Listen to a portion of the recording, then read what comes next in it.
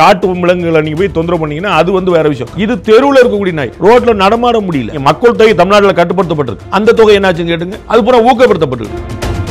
GT Holidays presents Behind Woods Beyond the News with Rangaraj Pandey, powered by Medway Hospitals, Dr. Sri Verma, Ayul Tarum Ayurveda.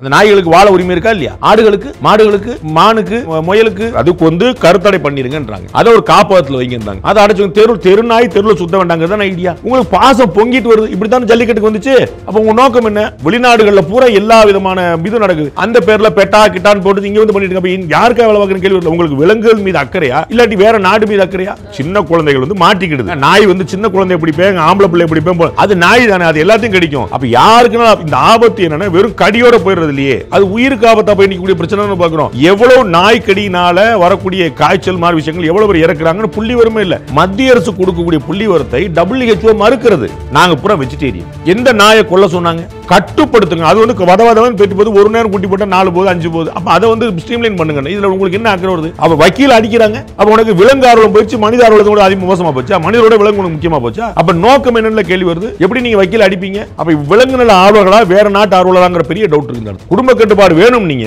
இன்னைக்கு 30 வருஷம் 40 வருஷம் கழிச்சு பார்த்தா மக்கள் தொகை தான் இந்தியாவோட பலமா இருக்கு. மேன் பவர் தான் நம்மளுடைய ஸ்ட்ரென்த்தா இருக்கு. அப்ப நீங்க என்ன தொலைநோக்கு இருந்துச்சு உங்களுக்கு? அன்னைக்கு பூரா ஆளை காலி பண்ண பாத்தீங்க, அன்னைக்கு பூரா வந்து இது பண்ணீங்க, குடும்ப கட்டுப்பாடு பண்ணீங்க.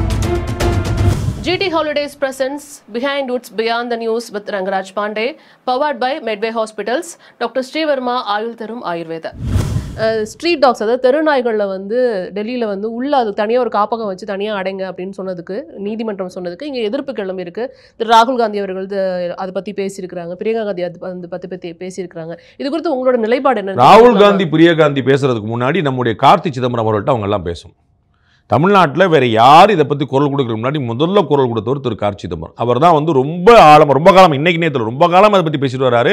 தமிழ்நாட்டிலேயும் இந்தியாவில் அதை பற்றி ஒரு விழிப்புணர்வே இல்லாத பீரியட்ல அவர் பேசிட்டு வராரு. ஃபார் எ லாங் டைம் அவர் பேசிட்டு வராரு. எல்லாருக்கும் ஆரம்ப காலம் ரொம்ப ஆச்சரியம். திருநாய் பிரச்சனைலாம் பேசிட்டு இருக்கிறார். அவர் வந்து யாருமே கவனிக்க மாட்டேன்னு எடுத்து பேசிட்டு இருக்காரு. அப்போ திரு ராகுல் காந்திக்கோ திருமதி பிரியங்கா காந்திக்கோ இந்த திருநாய் பிரச்சனை ஒரு டவுட் இருந்துச்சுன்னா அவர் நேராக திரு கார்த்தி சிதம்பரத்தை கேட்டால் அவங்களுக்கு எல்லா கேள்விக்கும் பதில் கிடைச்சிடும். ஏதோ பெரும் தொல்லையாக இருக்குது. அது வந்து ரேபிஸில் சாகக்கூடியவங்களா இருக்கிறாங்க. இப்போ நமக்கு வந்து கொங்கு மண்டலத்தில் ரொம்ப ரீசெண்டாக ஒரு 10 நாளைக்கு உள்ள வீட்டில் இருந்த நாய், வளர்ப்பு நாய், அது கடிச்சு விட்டு சரி போடுன்னு சொல்லிட்டு அவர் உடச்சு விட்டும் போது பரான்றதுக்கெல்லாம் செல்லமாக தான் வச்சுப்பாங்க. விட்டு போயிட்டாங்க. கொஞ்சம் கொஞ்சமாக இருக்கு வயிற்று வலி, தலைவலி, உடம்பு முடியாமல் போயிடணும்னு பார்த்து என்னென்ன ட்ரீட்மெண்ட் அப்புறம் கோயம்புத்தூர் கூட்டு போய் அப்புறம் பார்த்தா ரேபிஸ் இருக்குன்னு தெரிஞ்சு இறந்தே போயிட்டார். அப்போ நம்ம வந்து இது வந்து ஸ்டெர்லைஸ் பண்ணி எல்லாம் பண்ணி வீட்டில் வளர்க்குற நாய்க்கு இந்த நிலைமை அப்படின்னா ரோட்டில் வளர்ற நாய் நீங்கள் எப்படி கண்டுபிடிப்பீங்க? அது எப்படி போகுது, எப்படி வருது, என்ன சாப்பிடுது, எங்கே தங்குது, என்ன தெரியும் நமக்கு? அப்போ இதுக்கு வந்து ஒரு கட்டுப்பாடு கொண்டு வாங்கன்னு சொன்னால் முன்னாடி வந்து திருநாய் கட்டுப்பாடுக்கு வந்து குடும்ப கட்டுப்பாடு வரைக்கும் பண்ணி எல்லாம் பண்ணு.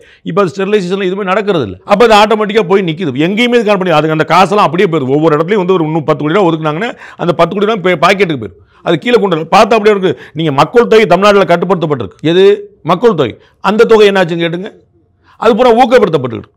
அதை வந்து நீதிமன்றம் தலையிடுற வரைக்கும் நடந்ததே இந்த நிர்வாகங்களுடைய தோல்வி. உள்ளாட்சி நிர்வாகங்கள், மாநில அரசுகள், மத்திய அரசு என்ன மொத்தத்தில் 3 தோல்வி. இது ஒரு ஊரில் வந்து இவ்வளோ நாய் வந்து பெருகுது, இவ்வளோ அதிகமாக இருக்குது தொந்தரவு. நம்ம எவ்வளோ CCTV வீடியோ பார்த்துருக்குறோம். குழந்தைங்களை, பெரியவங்களை பச்சை சட்டை போட்டால், கருப்பு சட்டை போட்டால் சம்பந்தம் இல்லாமல். இப்போ நீங்கள் வைல்ட் அனிமல், நீங்கள் வந்து மிருகங்களை வந்து காட்டு மிருகங்களை நீங்கள் போய் தொந்தரவு பண்ணீங்கன்னா அது வந்து வேற விஷயம். காட்டு மிருகங்களுக்கும் யானைகள் முதலவங்களுக்கும் மனிதர்கள் நடக்கக்கூடிய பிரச்சனை இது வேற.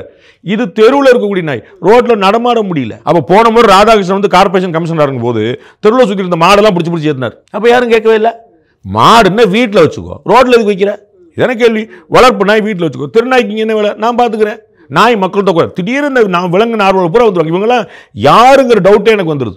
இவரெல்லாம் விலங்கோட ஆர்வலர்லாம் வேற நாடுகளுக்கு வேலை பார்க்குறாங்க. அவங்க தரப்புல இருந்து சொல்லப்படுற விஷயங்கள் என்ன? அவங்க இங்க வாழ்றதுக்கு அவங்களுக்கு நாய்களுக்கும் உரிமை இருக்குன்னு அவங்க சொல்றது. நான் நான்வெஜ் சாப்பிட மாட்டேன்னு ஒரு விலங்கு ஆர்வலர் சொல்லணும். அந்த நாய்களுக்கு வாழ உரிமை இருக்கா இல்லையா?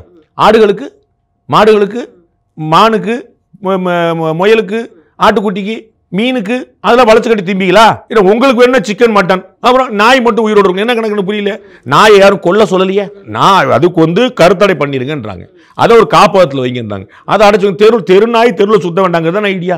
உங்களுக்கு பாசம் பொங்கிட்டு வருது. இப்படித்தான் ஜல்லிக்கட்டுக்கு வந்துச்சு. அப்போ உங்க நோக்கம் என்ன? வெளிநாடுகளில் பூரா எல்லா விதமான இது நடக்குது. அந்த பேர்ல பெட்டா கிட்டான்னு போட்டு இங்கே வந்து பண்ணிட்டு இருக்க. யாருக்கா வேலை பார்க்குற கேள்வி இல்லை. உங்களுக்கு விலங்குகள் மீது அக்கறையா இல்லாட்டி வேற நாடு மீது அக்கறையா? என் புள்ள வந்து நாயில கடிபட்டா உங்களுக்கு சந்தோஷமா இருக்கா? நீங்க வந்து காப்பாத்துவீங்களா? நீங்க வந்து வேலை வைப்பீங்களா? என்ன சொல்லுவீங்க? பிள்ளைய வீட்டுல பூட்டி சொல்லுவீங்களோ? தெருநாய் என்பது நாய்கள் நடமாடுவதற்காக, தெருவில் இருக்கு மனிதர்கள் நடமாட சொல்லுவீங்களா? நிச்சயமா இங்க நிறைய இக்கட்டான சூழ்நிலை வந்துட்டு பெற்றோர்கள் இங்க சந்திக்கிறத பார்க்க முடியுது. அங்க நிறைய நாய் இருக்கும், தனியா போகாதங்கிறதுக்காக ஒரு பெற்றோரே போக முடியாதுங்க. அவங்களும் போக முடியாது. நாய் என்னங்க ஏஜ் பார்த்தாங்க கிடைக்குது. சின்ன குழந்தைகள் வந்து மாட்டிக்கிடுது.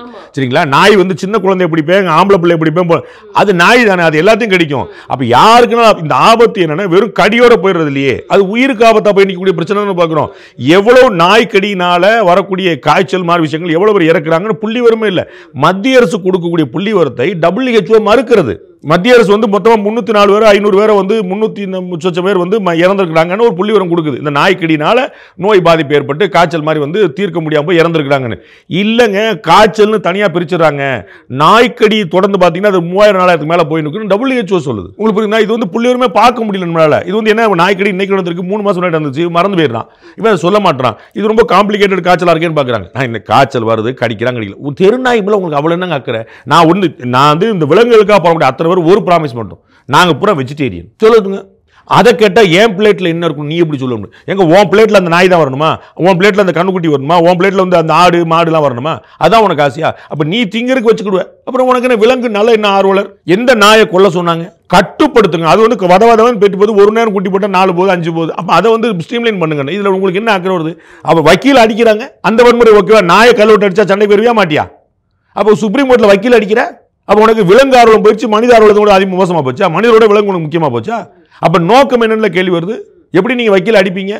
அப்ப விலங்கு நல ஆர்வலர்களா வேற நாட்டு ஆர்வலராங்கிற பெரிய டவுட் இருக்கு இந்த இடத்துல. இப்ப ஒருவேளை அவர் ராகுல் காந்தி சில வழிமுறைகள் சொல்றாரு, அதெல்லாம் ஃபாலோ பண்ணியிருந்தா இது வந்து நல்லா இருந்திருக்குமோ? அதுவுமே தனியா அது பாட்டுக்கு ஒரு வாழ்க்கையை வாழ்ந்துருக்குமோ? காங்கிரஸ் ஆண்ட மாநிலங்கள் அந்த பிரச்சனை இல்லைன்னு சொல்லட்டும், காங்கிரஸ் ஆளும் மாநிலங்கள் அந்த பிரச்சனை இல்லைன்னு சொல்லட்டும், காங்கிரஸ் 60 வருஷம் ஆண்ட போது நாங்க என்ன பண்ணோம் சொல்லட்டும். எமர்ஜென்சி போது குடும்ப கட்டுப்பாடுக்கு சஞ்சய் காந்தி அவ்வளவு பிரஷர் பண்ணாரு. நீங்க கேட்டு பாருங்க, எல்லாம் சொல்லுவாங்க. எமர்ஜென்சி போது குடும்ப கட்டுப்பாடு கட்டாயப்படும். யாரா ஆஸ்பத்திரிக்கு போனா படகு கட் பண்ணி விட்டுருவாங்க. அவ்வளவு குடும்ப கட்டுப்பாடு ஒரு மிஷன் மாதிரி வேலை நடந்துச்சு. அது பண்ணீங்களே, நாய்க்கு பண்ணீங்களா? இன்னைக்கு இந்திய மக்கள் தொகை தான் பலமா இருக்குது. இந்தியா முன்னேற இருக்கிற காரணமா நீங்க மக்கள் தொகை சொல்றீங்க. நம்முடைய உலகத்தில் அதிகம் இளைஞர்கள் இருக்கிற நாடு இந்தியான்றீங்க. அதெல்லாம் எப்படி பிள்ளை பக்கம் போய் தானே அதை கட்டுப்படுத்த முயற்சி பண்ணீங்க. நாயை கட்டுப்படுத்தக்கூடாது. உங்க நோக்கமே பழுதா இருக்க. உங்களுக்கு தொலைநோக்கு விஷனே இல்லையே. குடும்ப கட்டுப்பாடு வேணும். நீங்க இன்னைக்கு 30 வருஷம் 40 வருஷம் கழிச்சு பார்த்தா மக்கள் தொகை தான் இந்தியாவோட பலமா இருக்குது. மேன் பவர் தான் நம்முடைய ஸ்ட்ரென்த்தா இருக்கு. அப்ப நீங்க என்ன தொலைநோக்கு இருந்துச்சு உங்களுக்கு? அன்னைக்கு பூரா ஆளை காலி பண்ண பாத்தீங்க, அன்னைக்கு பூரா வந்து இது பண்ணீங்க, குடும்ப கட்டுப்பாடு பண்ணீங்க. நாய்க்கு நீங்க என்ன பண்ணீங்க? தெலுங்கானால இல்லைன்னு சொல்லுங்க, நீங்க ஹிமாச்சல் பிரதேசல இல்லைன்னு சொல்லுங்க, நீங்க கர்நாடகா இல்லைன்னு சொல்லுங்க. கர்நாடகா நாயெல்லாம் சுதந்திரமா நடமாடுதா? என்னத்தையோ ஒன்று பாலிடிக்ஸ் பண்ணிடணும், எது சொன்னாலும் ஒன்று எடுத்து பேசிடணும், ஒன்று ஓட்டு சோரி அதுன்னு சொல்லிடணும். நம்ம வந்து குடியுரிமை வாங்குறதுக்கு முன்னாடியே ஓட்டு போடலாம், மற்றவங்களாம் பேசக்கூடாது. இதுதான் இவங்களுடைய சட்டம், இதுதான் இவங்களுடைய திட்டம். நிச்சயமா இதுல இருவேறு கண்ணோட்டங்கள் இருந்ததுனால தான் இதை பத்தி பேசணுங்கிறதுக்காக அந்த டாபிக் எடுத்தேன். உங்களோட நேரத்திற்கு ரொம்ப நன்றி sir. Thank you so much. Behind Woods Beyond the News with Rangaraj Pandey, title sponsor GT Holidays, South India's #1 travel brand, powered by Medway Hospitals, ஆரோக்கியத்திற்கான சிறந்த வழி, டாக்டர் ஸ்ரீவர்மா வெல்னஸ், அனைத்து நோய்களுக்குமான ஆயுர்வேத மருத்துவம் தமிழகமெங்கும். GT Holidays presents Behind Woods Beyond the News with Rangaraj Pandey, powered by Medway Hospitals, Dr. Srivarma Ayul Tarum Ayurveda.